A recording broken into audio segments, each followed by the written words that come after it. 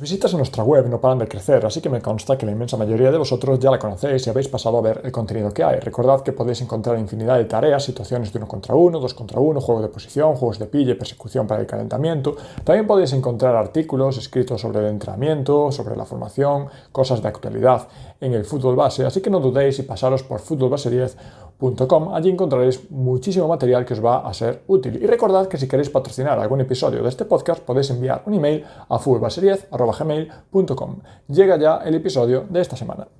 Muy buenas tardes a todos, bienvenidos de nuevo a un episodio de Fútbol Base 10. En este episodio contamos con Carlos Lago Peñas. Carlos es profesor de la Universidad de Vigo, es Sport Scientist y autor de varios libros como Mírame a los ojitos, Ganar, ganar y volver a ganar sin dejar de educar, Cortita al pie y muchísimos más. Aparte, Carlos realiza gran número de artículos científicos relacionados con el mundo del fútbol e investiga y crea conocimiento para que este conocimiento llegue al césped. Así que sin más demora presentamos a Carlos. Muy buenas, Carlos, muchas gracias por estar con nosotros. Hola, buenas tardes, encantado. Pues nada, Carlos, empezamos la entrevista. Primera pregunta, cuéntanos un poquito sobre ti. ¿Quién es Carlos Lago Peñas? Bueno, yo soy un profesor de educación física que actualmente está trabajando en la universidad, como soy catedrático en la Universidad de Vigo, y que tiene como principal pretensión en estos momentos ser capaz de construir conocimiento para que llegue al césped. Quiero decir, se trata de orientar la toma de decisiones de los entrenadores en su día a día, dándoles recursos prácticos soportados, si puede ser científicamente. Es decir, mi objetivo ahora mismo es ayudar a entrenar mejor en los campos de fútbol. Buenísimo, buenísimo aporte, muy buenos contenidos. Yo soy fiel seguidor tuyo, tanto de tus libros como de tus artículos. De hecho, para el año pasado, para el trabajo final de grado, utilicé varios de ellos y para nosotros es un placer que estés aquí con nosotros, Carlos. Vale, siguiente pregunta. Como hemos comentado, eres autor de varios libros donde facilitas consejos y acciones para mejorar a los entrenadores, para mejorar como entrenadores, sobre todo en etapas de formación. Nos enfocamos un poquito más en fútbol base en esta entrevista. En líneas generales, ya nos has comentado un poco que tu intención, tu objetivo es acercar herramientas para que en el césped mejoremos todos. Pero, ¿qué herramientas para especificar un poco para que los entrenadores entiendan cómo les puedes ayudar intentas transmitir? Bueno, ahora mismo mi preocupación tiene que ver con la forma de dirigir el entrenamiento y la competición.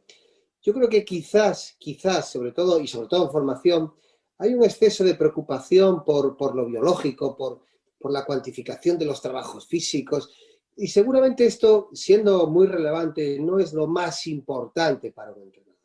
Y desde luego no es lo más relevante para hacer mejor a un jugador. Entonces, yo creo que de lo que se trata es de aprender a gestionar la información, aprender a comunicar, aprender a motivar la conducta de los jugadores, aprender a diseñar tareas, aprender a construir sesiones de entrenamiento que nos permita mejorar a los jugadores, incrementar el tiempo de compromiso motor.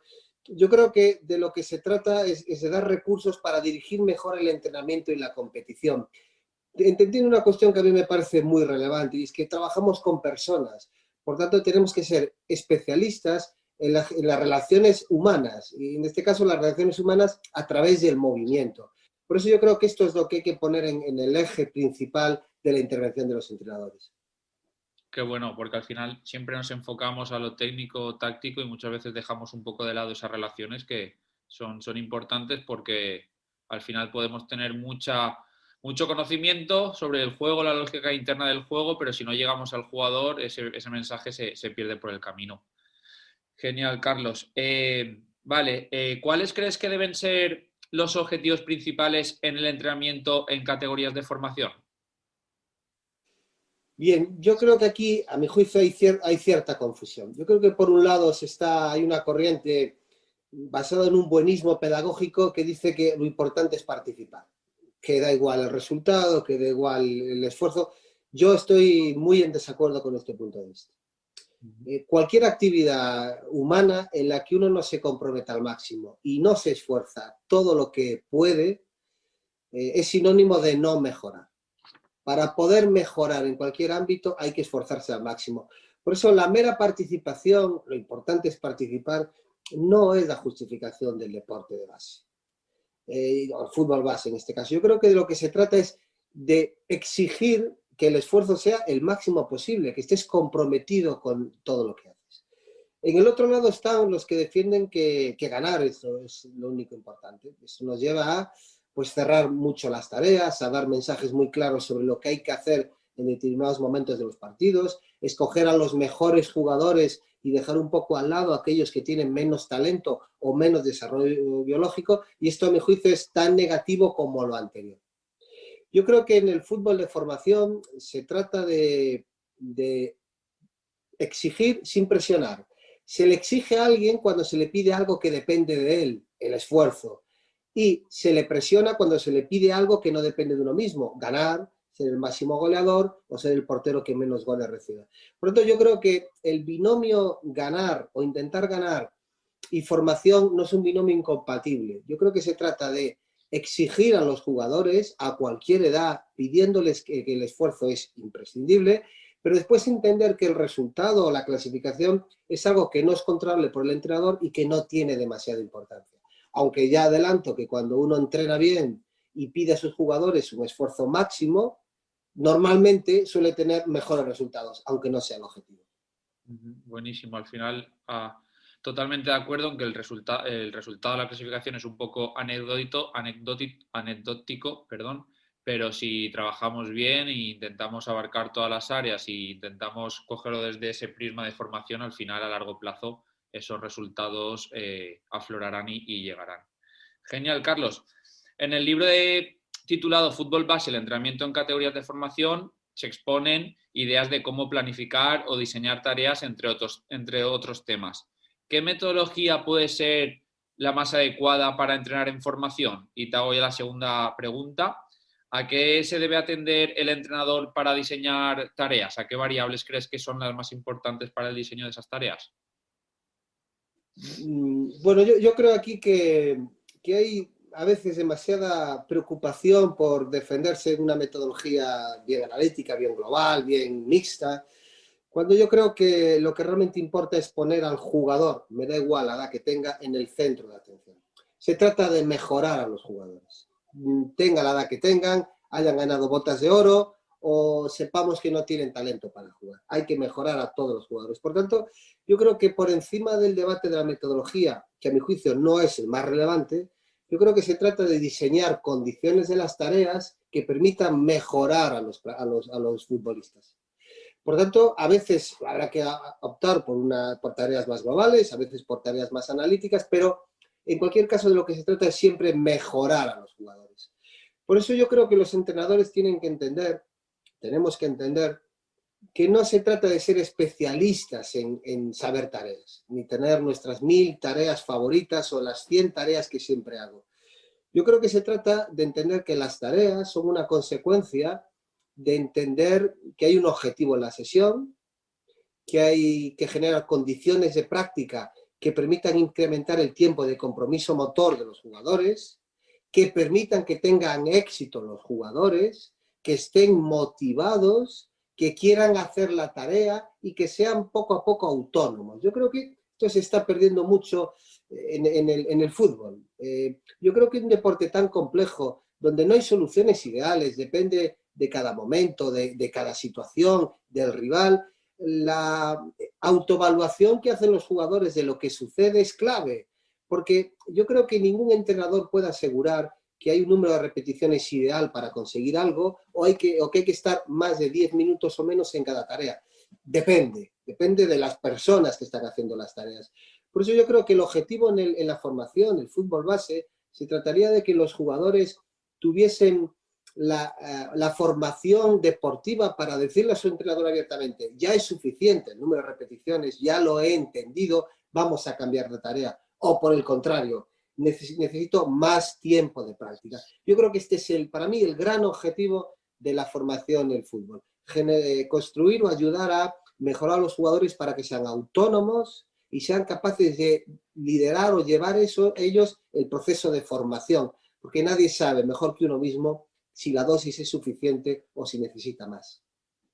Cuánta razón, Carlos. Tener conciencia del propio aprendizaje y transmitirlo. Eso deberíamos ponerlo en práctica todos y que el mensaje no fuese solo unidireccional de entrenador a jugador, sino que fuese bidireccional y tener los pensamientos que tienen ellos en cuenta para seguir con el aprendizaje. Genial. En cuanto a lo que debe atender el entrenador para diseñar tareas, Carlos, ¿qué crees qué variables podemos ahí modificar o tocar para que ese aprendizaje sea más significativo? ¿Con qué variables podemos jugar? ¿O cuál nos aconsejarías tú que crees que pueden ser las más importantes según tu punto de vista? Bueno, yo en el diseño de la sesión creo que es interesante seguir este proceso, estas pautas. Lo primero es decidir el objetivo. Cuantos menos, mejor, porque ya sabemos que la atención es limitada. Si tengo que fijarme en demasiadas cosas, es más que probable que al final me quede con nada. Por tanto, un objetivo, dos como mucho. A partir de ese objetivo, esos dos como mucho, yo creo que el entrenador debe explicar con ejemplos visuales en el calentamiento, en la fase informativa, cuáles son las claves para tener éxito. Es decir, se trata de poner el foco atencional de los jugadores en cosas concretas. Si estamos hablando de basculación, seguramente habrá que prestar atención a mi distancia con respecto al balón, a si mi equipo está con la pelota o no, cuánto de cerca o de lejos estemos de la portería. Por lo tanto, las claves de éxito definen aquello que si se repite, si se hace, no salen bien. En tercer lugar, yo creo que si se definen las claves de éxito, hay que preparar los feedbacks, es decir, cómo voy a reforzar positivamente a mis jugadores para que recuerden constantemente durante la sesión qué es lo que tienen que hacer. Los feedbacks son claves porque permiten recordar al jugador constantemente sobre qué tiene que prestar atención. Y una vez que tenemos los objetivos, las claves de éxito, los feedbacks, yo creo que ahora ya podemos pasar a las tareas.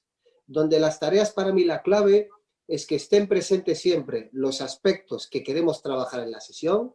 A mi juicio, desde el primer momento del calentamiento hasta el último de la vuelta a la calma, hay que trabajar el objetivo y se trata de proponer situaciones variadas, no tienen por qué ser todas jugadas, ni todas analíticas, donde generemos condiciones de práctica donde los jugadores acaben teniendo éxito porque descubren cómo se manifiestan las claves de éxito y son capaces de realizarla.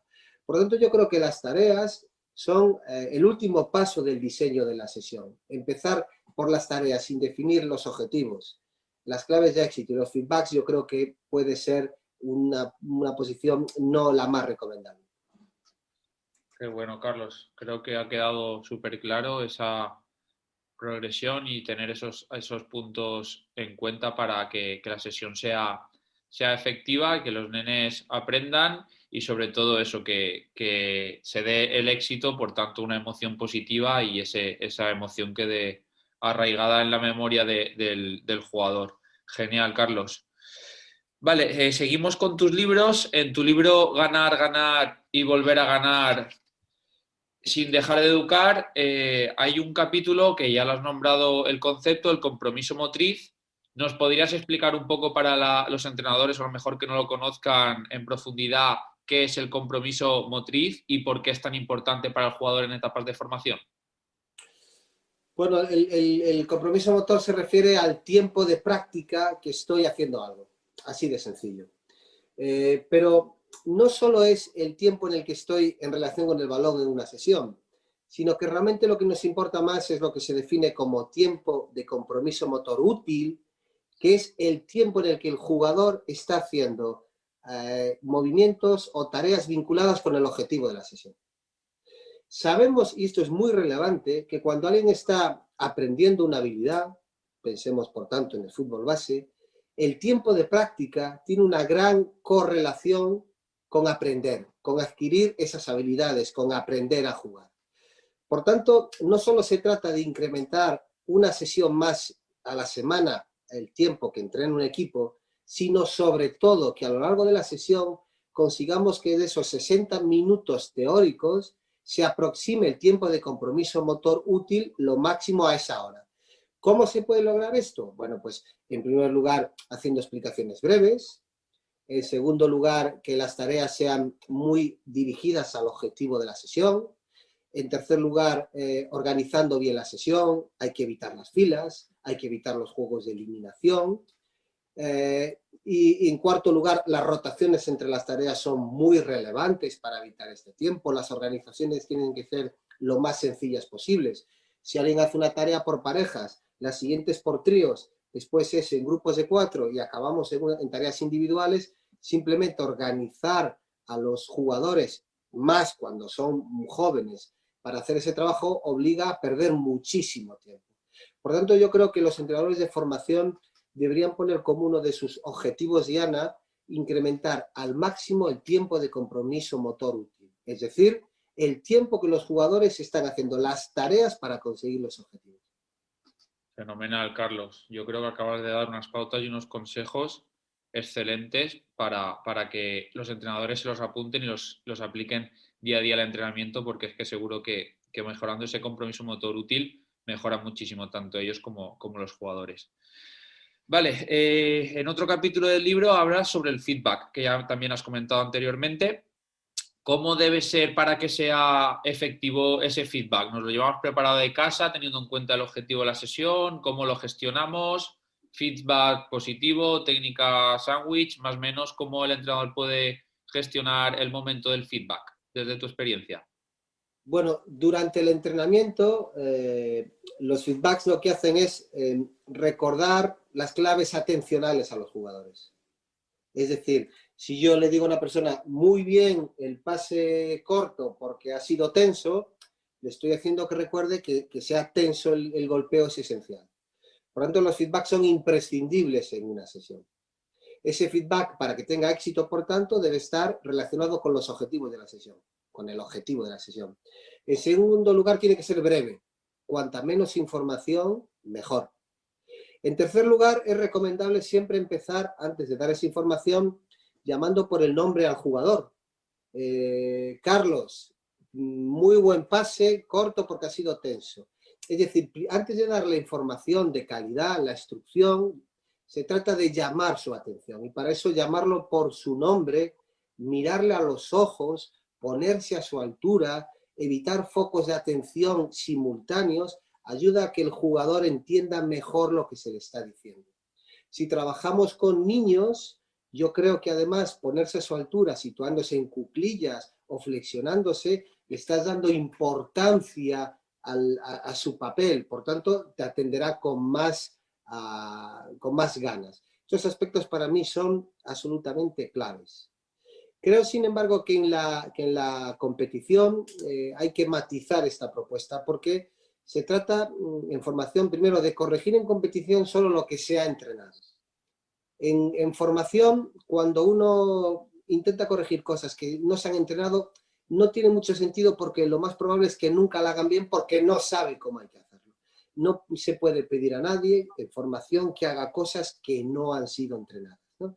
Por tanto, corregir en competición normalmente muy pocas veces. Si se hace, yo aprovecharía los momentos donde el balón está parado o el descanso del partido, el descanso entre los cuartos para dar esta información. Y desde luego siempre en positivo. Yo creo que sonreír, mirar a la cara, tener un gesto dulce, contribuye a que tu interlocutor reciba el mensaje con más interés. Por tanto, hay que entender algo muy importante cuando uno se comunica con alguien.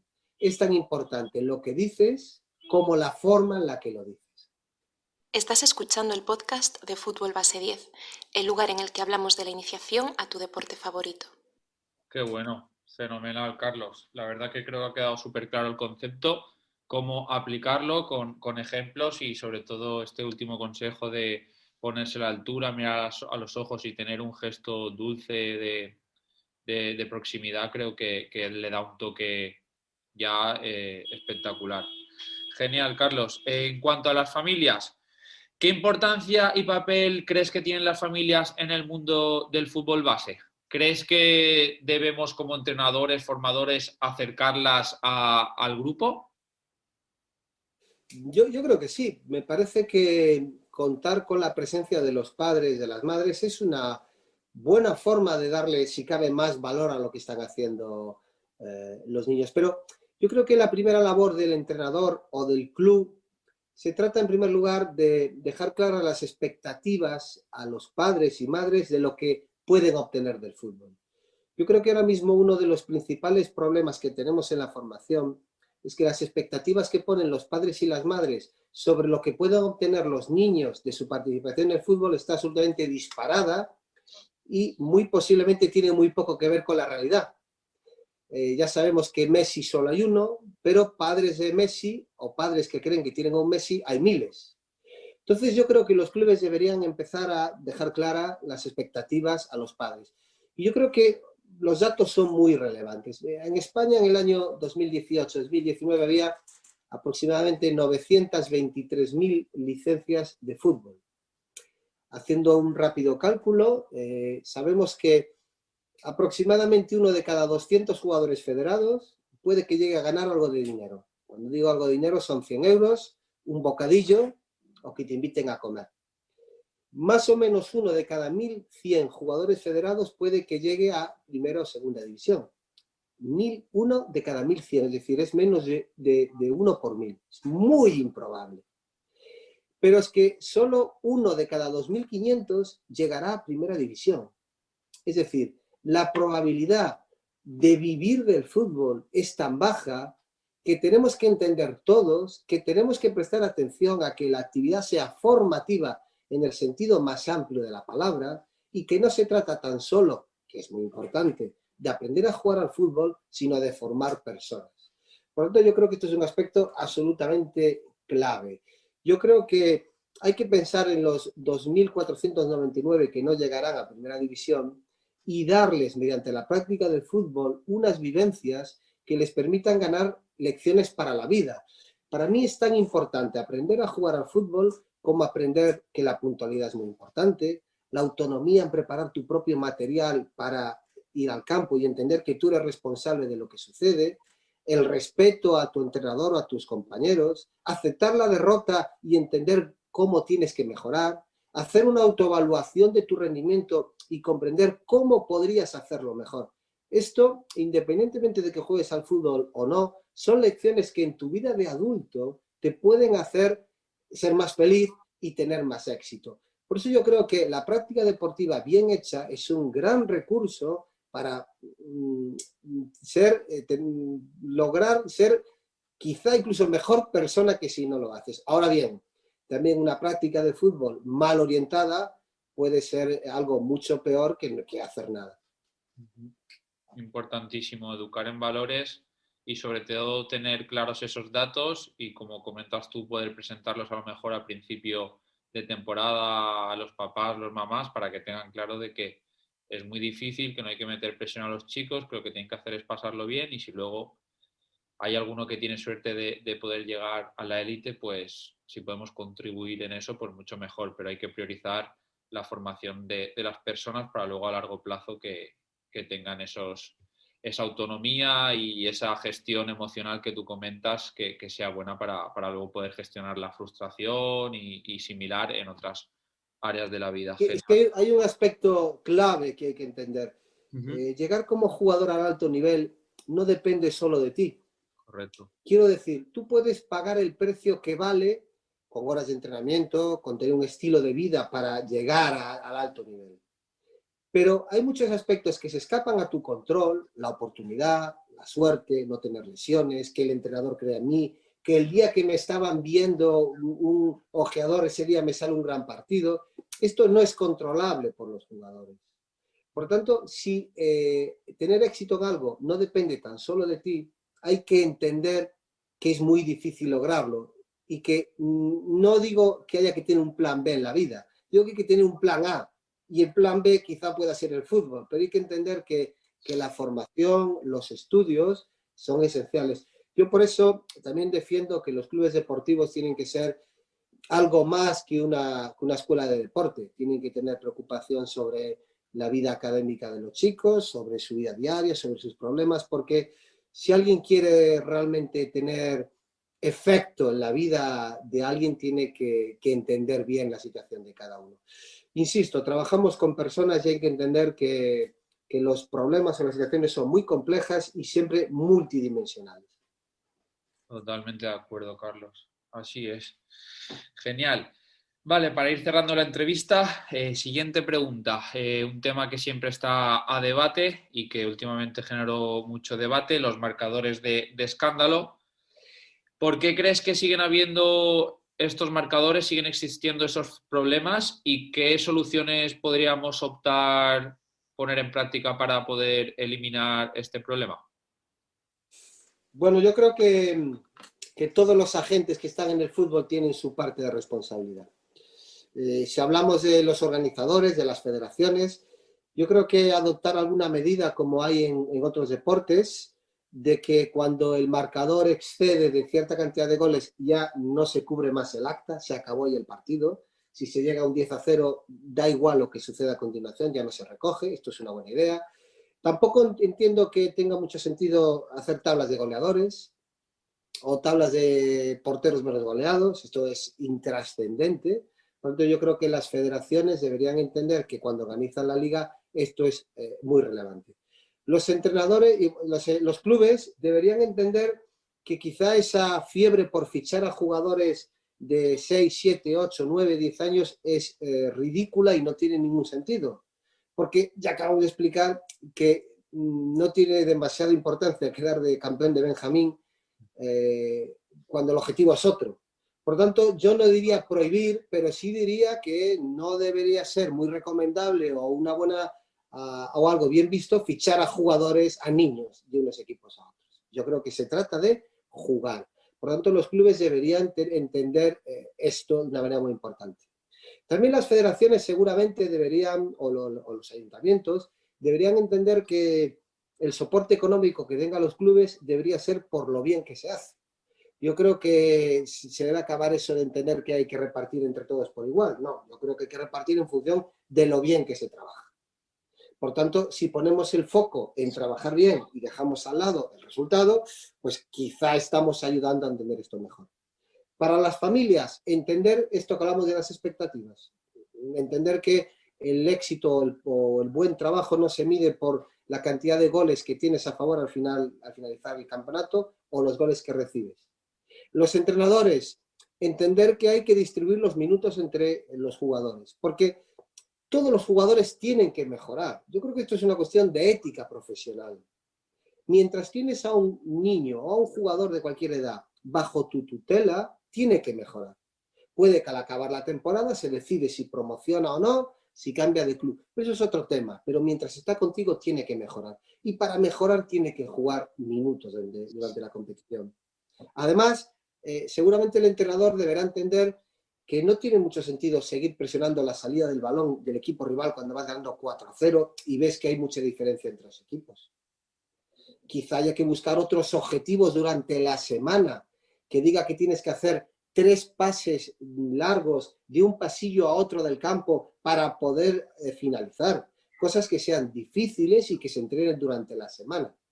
Y para los niños, yo creo que el entrenador debe trasladarles la idea de que los refuerzos positivos, de que el elogio de lo que han hecho es más, por haber cumplido los objetivos semanales y haber manifestado en el partido lo que hemos entrenado, muy por encima de ser el máximo goleador. Si resulta que tienes a un chico con un gran talento para meter goles, pues quizá debe ser el portero también en algunos momentos de los partidos, sobre todo entre benjamines, biberones, alevines. Por lo tanto, yo creo que si hacemos toda esa combinación de actuaciones por todos los agentes, pondremos en foco de lo que se trata. Se trata de disfrutar, de esforzarse al máximo y de prestar poca atención al marcador. Porque además, en el fútbol base, sabemos que ganar depende de 4 cosas y algunas de ellas no son controlables por el entrenador. Si quieres ganar en el fútbol base y no tienes talento en tu equipo, no vas a ganar. Y el talento se ficha o si no lo tienes es muy difícil tenerlo. Eso no depende del entrenador. El desarrollo biológico de los jugadores, Hay muchas formas de tener 9, 10 u 11 años. Si yo quiero ganar, selecciono a jugadores biológicamente más adelantados y aunque tengan menos talento que los que van con un desarrollo un poco no tan avanzado, ganaré. El tercero es la suerte, un aspecto clave en el fútbol base. Esos 3 aspectos no son controlables por el entrenador. Por tanto, medir a los entrenadores por el número de victorias también me parece que es erróneo. Y quizá lo único que depende del entrenador para ganar es entrenar bien, conseguir que los jugadores se esfuercen. Por tanto, todos tenemos que entender que el marcador no es en formación un reflejo de hacer bien las cosas. Federaciones, clubes, ayuntamientos, padres, entrenadores y los propios jugadores. Gran reflexión, Carlos. La verdad que sí, que creo que todos tenemos que poner nuestra parte del pastel y cambiar un poco la dinámica, y sobre todo me quedo con lo que has comentado de los entrenadores, de al final intentar focalizarnos en el objetivo de la semana y reforzar a los chicos que han hecho bien ese objetivo, que al final han hecho bien y han practicado lo que hemos practicado durante la semana, que es lo importante, que eso a largo plazo es lo que nos dará los frutos. Así que como entrenadores comparto totalmente esa idea. Vale, para terminar, Carlos, esta fantástica entrevista, ¿qué consejos les darías a futuros entrenadores? Les has dado ya muchísimas pautas, muchísimos consejos, recomendaciones, pero así un poco a modo resumen para zanjar la entrevista, ¿qué les comentarías? Bueno, yo les diría, creo que la principal idea es que si quieren hacer carrera como entrenadores y llegar a vivir del fútbol, tienen que controlar lo que sea controlable. La ansiedad por cambiar de categoría rápida es peligrosa. La mejor manera de conseguir que te vayan bien las cosas es destinando toda tu atención a entrenar bien, porque eso depende de ti. Entrenar bien supone conseguir tus objetivos, hacer crecer a los jugadores, y esa es la mejor manera de que si lo que no depende de ti, que es que te vea un directivo de otro club, suceda, puede que te llamen porque trabajas bien.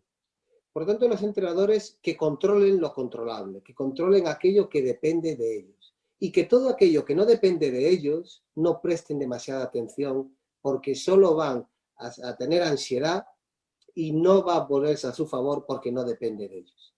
Por tanto, entrenadores, vuestro buen hacer depende de cuánto han mejorado los jugadores.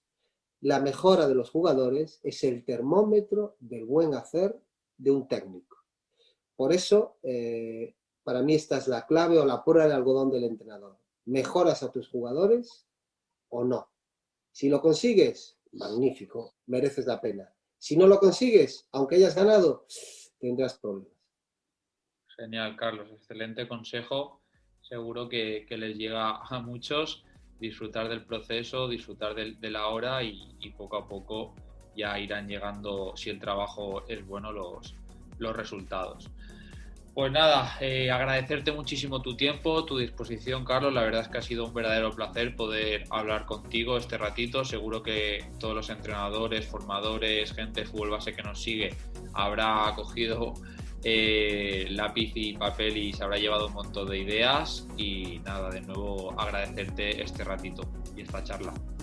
A vosotros por vuestra labor también de difusión, de trasladar el conocimiento, porque es tan importante hacer cosas como ser capaz de contarlas, y en este caso vuestra labor es también muy importante. Muchísimas gracias, Carlos. Os vuelvo a comentar, es autor de varios libros, Carlos. Yo personalmente soy lector de ellos y la verdad que como entrenador y formador me he llevado muchísimas ideas y os animo a consumir sus libros porque son una gran herramienta para seguir en constante autoformación. Para terminar, no olvidéis suscribiros a nuestras redes sociales, tanto Twitter, YouTube, Instagram, Facebook, y esperemos que os haya gustado la entrevista, que seguro que sí, y nos seguimos escuchando. Muchísimas gracias a todos, un fuerte abrazo. Hasta aquí este episodio de Fútbol Base 10. No te olvides de suscribirte al canal si todavía no lo has hecho y darle like si te ha gustado el contenido.